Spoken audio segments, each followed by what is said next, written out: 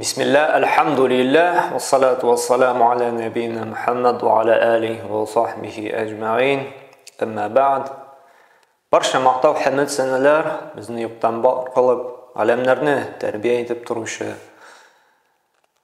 Rabbimiz Alloh taolam bir o'zigagina tegishli bizga mana shu Qur'on hukmlarini iratib qoldirgan sevgili payg'ambar sollallohu alayhi vasallam ruhina ana ahli baytini turibizdan shaqqan salovat shariflar borib yurishsaydi.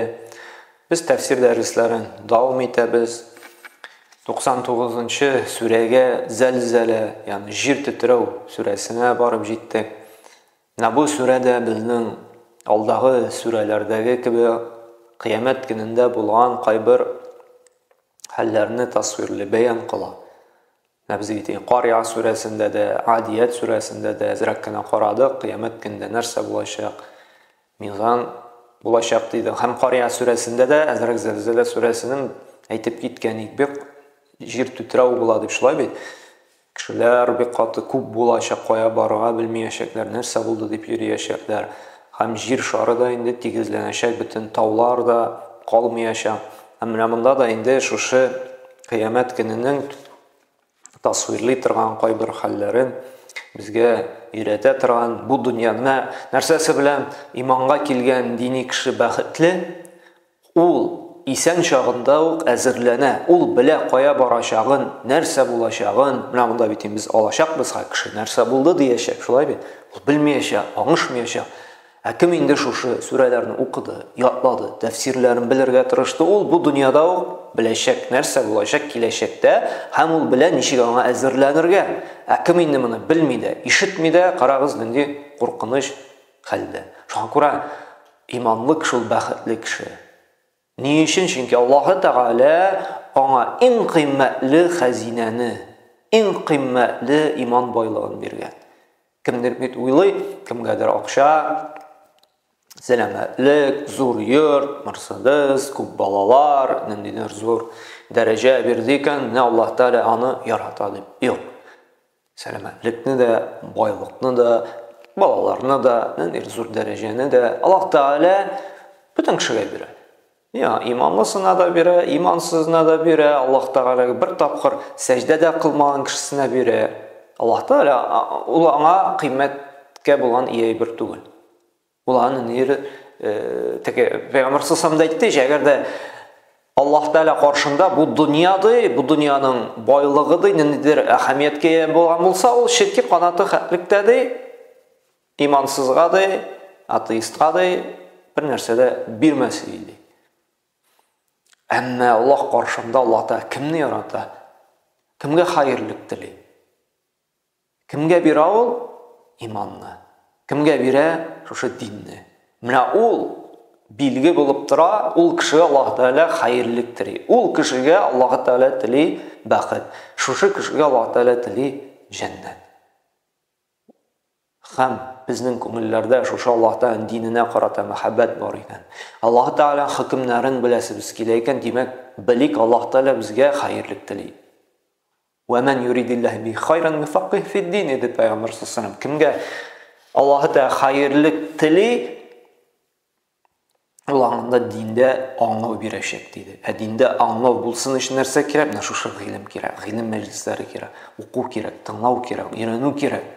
Agar da ko'ngilda shunday tilak tudiykan, o'rganirga, o'qirga, tinglarga dinimiz turna. Demak, Alloh taolo tili bizga narsa xayrli. Bu eng zo'r boyliqning birisi, xazina bu. Shunda endi hozir darsga ko'chirib, Alloh taolo ayta, eng birinchi oyatda, A'udhu billahi minash shaytonir rojim, bismillahir-rohmanir-rohim. İza zulzilatil ardu zilzalaha. Qo'yshanday iza qo'yshan zulzilati silkinu narsa silkinadi ard yer debdir tarjima etiladi zilzalaha maf'ul mutlaq shulay bit bosim yasay narsaga yer titrav sadi zilzalaha qati titrav bilan dey agar dedi qo'yshanday yer bir qati titrav bilan titragandan so'ng dey وأخرجت الأرض أثقالها. Şu yerdi içinde bulgan bütün ağırlıkını тышка чыгарыр ди. Ахраja чыгару дигән сүз, җир дигән сүз, асқалаha авырлыклар дигән сүз. Җирдә içендә булган бөтен авырлыкларны җирдә нәрсәләр ята инде безнең кешеләр ята, каберләр шулай бит. Бөтен кешеләрне ди, бөтен içендә булган авырлыкны тышка чыгарыр ди. Һәм кеше әйтер ди, ва кала һәм ва һәм дип тәрҗемә ителә, кала әйтер ди.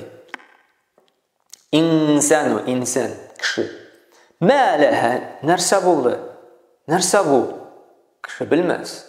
Чөнки атеистлар, динне, иманны инкар итүчеләр мондый нәрсәне ишетмәделәр.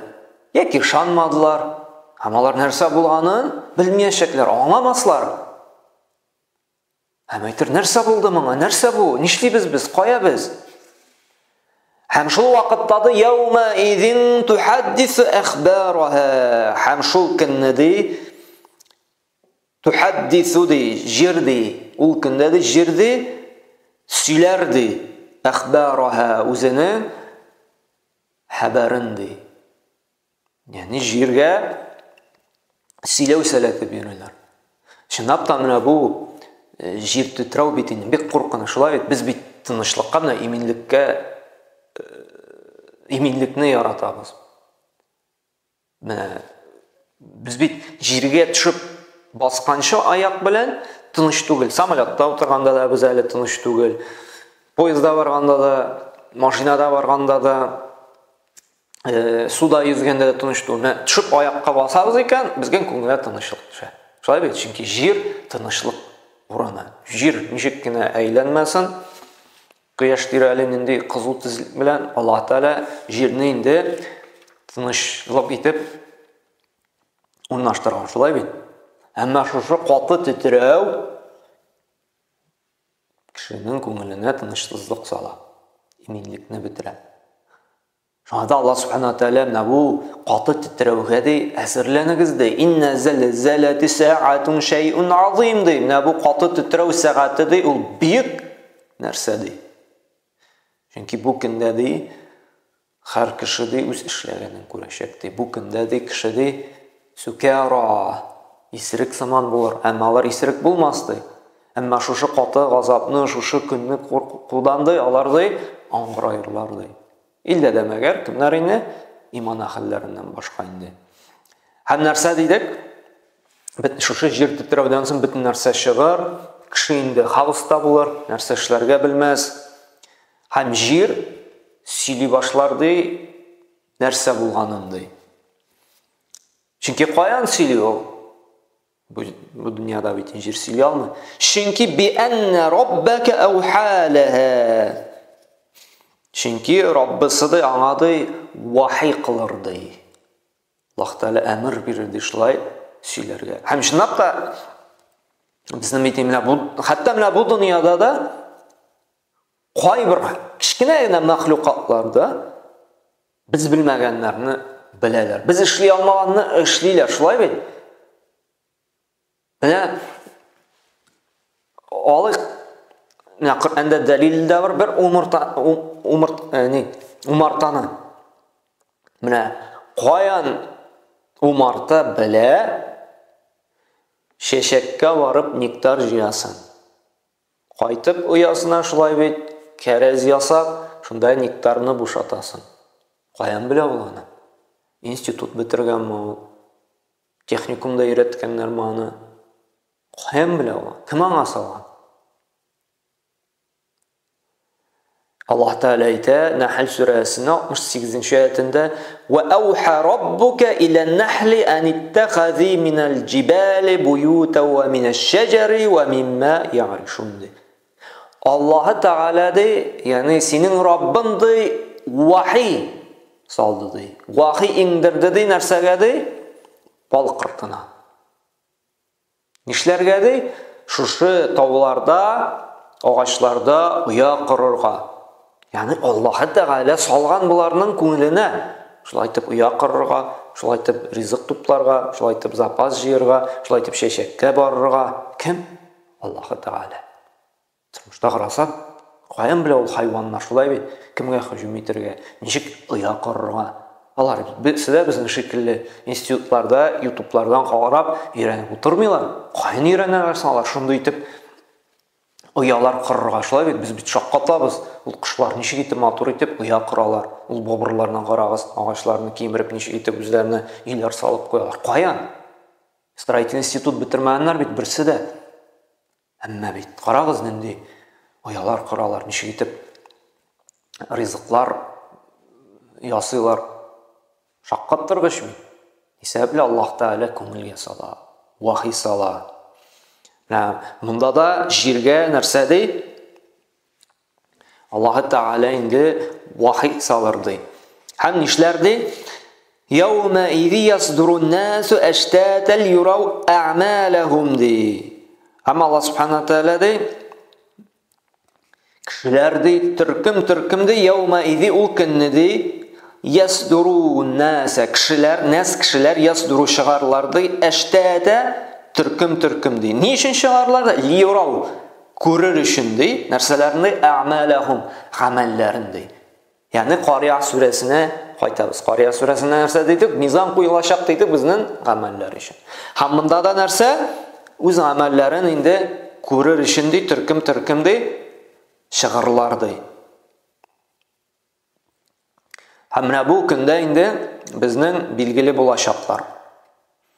Бу көндә кеше ике төркемгә бүреләчәк. Ниндиләргә? Иманлыларга, имансызларга. Мөэминнәргә, кафирләргә. Шулай бит? Шанучыларга һәм шанмаучы атеистларга. Чөнки Аллаһ Субханаһу Тәгалә нәрсә ди? Хәза яумул фасл ди. Бу айыра торган көн ди. Фасл айыру дигән сүз. Бу көн ди айыра торган көн ди. Аллази кунтум бихи туказзибун. Сез бу ди сез ялганга тоткан көн ди.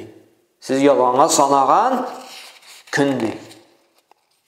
Һәм менә бу көндә безнең инде кеше үз күзе белән күрәчәк бу дөньяда шанмаган нәрсәне, кыямәт көнен. Үз күзе белән күрәчәк шушы мизанны. Һәм сорау алу башланачак.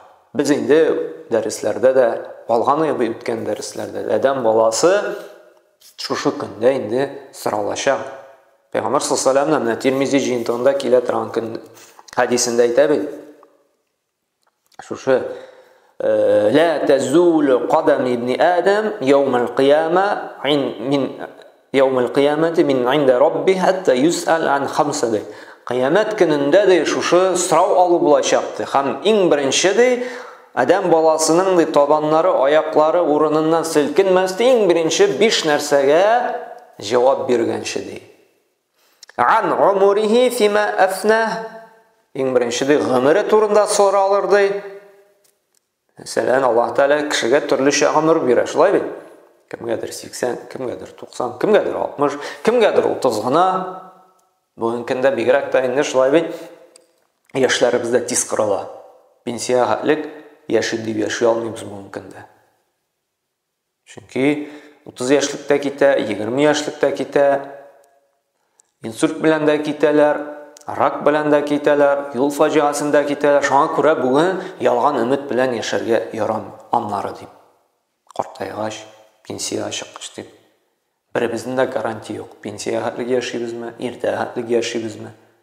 Бүген үк шушы кыямәт көненә әзерләнергә кирәк. Чөнки Аллаһ Тәгалә сорыячак: "Мин сиңа 30 ел, 40 ел, 70 ел, 80 гомер бирдем. Ни эшләдең син? Шушы гомереңне Аллаһка итәгатьтә кулландыңмы яки гынаһлы бузык гамәлләрдә кулландыңмы?" Ва ан шабабихи фима абла. Яшьлегең турында сораган. Ни өчен яшьлегең турында? Чөнки яшь вакытта энергияң ташый, көчле вакыт. Син күбрәк хәерле изге гамәлләр кыла аласың. Шуңа да соралыр яшьлек чоры. Нәрсә эшләп калдырдың? Яшьлек чорында син үзеңне Раббың өчен сакласаң, халал белән генә тукланып изге гамәлләр эшләсәң, Пәйгамбер саллаллаһу алейһи ва саллям нәрсә диде? Картлык көнендә Аллаһ сине саклар. Буыннарыңны саклар, намаз укырга басып. Сәламәтлегеңне саклар. Әгәр дә син яшьлек чорыңны Allah için saklamasa, günah için tutsan, qartlıq günündə Allah da seni saklamaz. وَمَالِهِ مِنْ اَيْنَ اِكْتَسَبَهِ Hem qayan sen kesib etdin. Sen işləgən malın qayanı. Halal yol bilən gina tapdınmı? Yakini türlü afiralarga barıb, kişilərini aldalab, zulümlük bilən türlü yalğanlarını nitib, yalğan aşağı işlədinmi? Yakini halal etib, gadil etib, üz kəsibini, üz tirin bilən işləb tapdınmı? Hem şulay qısırıyız, وَفِيمَا أَنْفَقَ Qaya tuttun akşağını. Halal yolda, gaylen için halal rızı alıp qaytar için mi? Sadaqalar için mi? Ruxsat etilgan gina ibirler alır için mi? Yaki indi jin, yuqbar, oyun külkü içinde, haram rızık içinde, tilasan de fahişlikka da tuttun mu? Uylarga kiretmi? Allah Teala birgen bütün narsa ol emanet. Biz alar için cevap tutacağız kıyamet gününde. وَمَاذَا عَمِلَ فِي مَا عَلِمَ Allah da sana akıl verdi, ilim verdi. Şuşa akılını nişi kullandın? Şuşa Allah Teala birgen ilim bilen yaşadın mı? Şu an kuram ilim alı da biz bütün öğrenelim şuşu surelerini, hadislerini, halal haramını, hükümlerini öğrenemiz. Allah da sır yaşa, öğrendi, gamel kıldın mı, yaşadın mı? Şu an kuram ilim, gamel ol, bir şılbır kibik barığa tiyir. Şılbırның da faydası bulmay ayrılıp üzülse şulay bir tutaşıp barsağına ilim bilen amelde şılbır kibik barsa faydalı bular. Ağaç misalında şulay bir alma ağaç şiye qarlığan oturttuq iken biz ağaç için oturtabız mı? Amaturluk bulsun için mi? Yok. Biz alarını jimiş ağaçları jimiş birsin için oturtabız. Ağaç üzerine turayken alma ağaç şiye, krıjovnik, qarlığan, sliva, vinograd Eğer da o kış günü bizge temli cimişlerin birmiyken biz nişeterden şalı batabız. Şulay bit. Nerse yol bulay onu.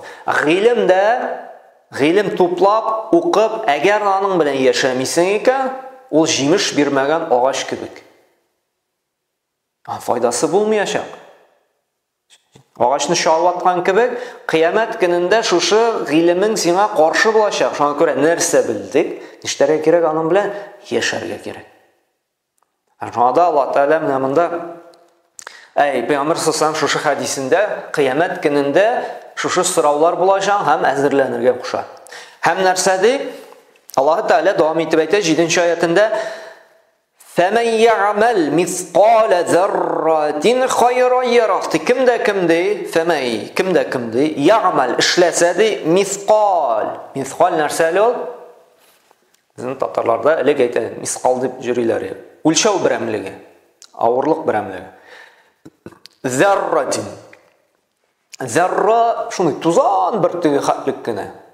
Ulçav. Hayra yara. Hayırlık yaxşı. Yarah kureşekti.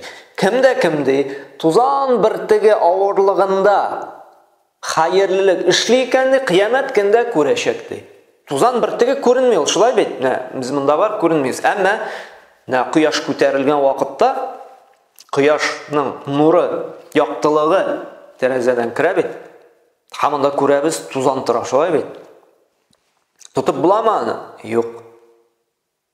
Ko'tarib da bo'lmay, shulay tutib da bo'lmay. Chunki bik nishga, bik jingil.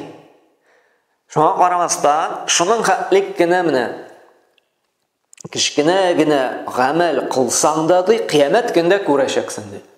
Qardoshingni yilmayib qarshi olding, tuzan bir tayyorlikkan bir og'irlig'ida shulay bit. Seni qiyomat kunida ko'rashasan.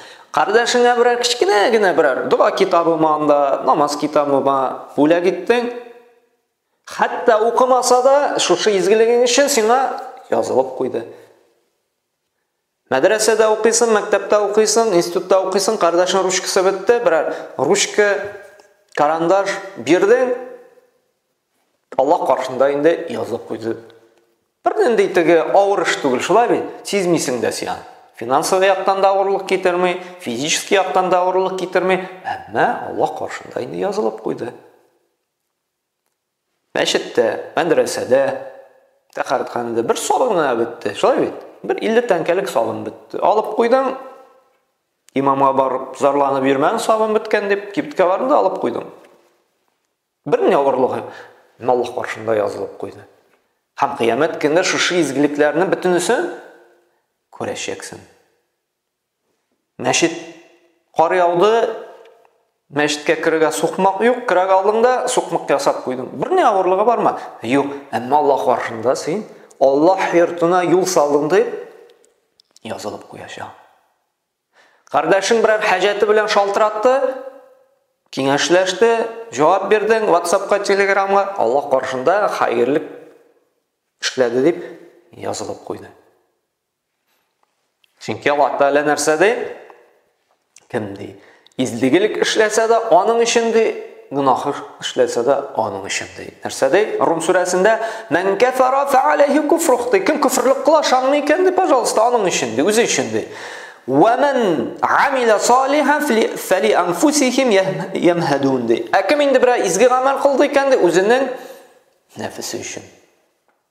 Хамында да Allah Тәгалә нәрсә ди?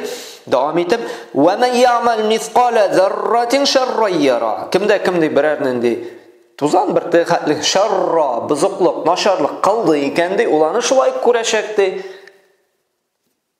Берәр кардәшең инде булай начарлык белән инде, дөрфалык белән каршы алдың икән, язылып куйды. Әйдә бар, башны катырып йөрмә әле дип киңәш сорарга килде икән, дөрфалык белән инде җибәрдең икән теге якка, язылып куйды. Мөмкинчелегем бар бирергә шушы ручканы ди. Ну сорамландың, бирмәдең, язылып куйды. Шулай ук тагын кайтабыз, кар күп яуган, шулай бит. Кар күп яуганы атлап кирип киттең, кире алайың, илгер алайың, язылып куйды. Шулай бит.